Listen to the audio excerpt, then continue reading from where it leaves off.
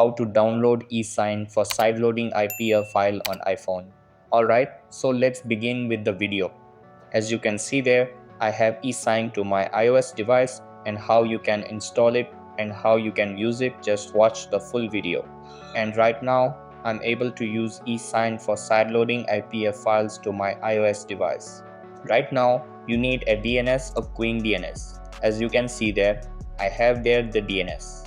Click on Install DNS now. Allow here. After allowing here, you will get an interface. Here, just go to General and VPN Management.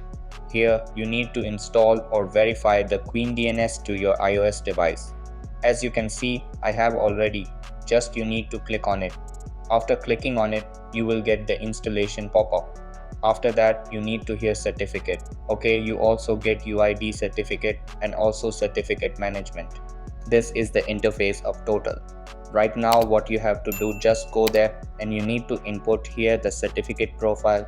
As you can see there, just go to your profile where you have downloaded the certificate. As you can see there, this is my certificate. Now unzip it.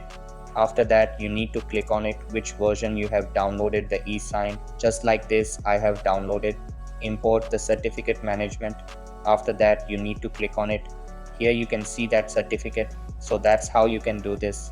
So that's basically how you can download ESign for sideloading IPA file on iPhone.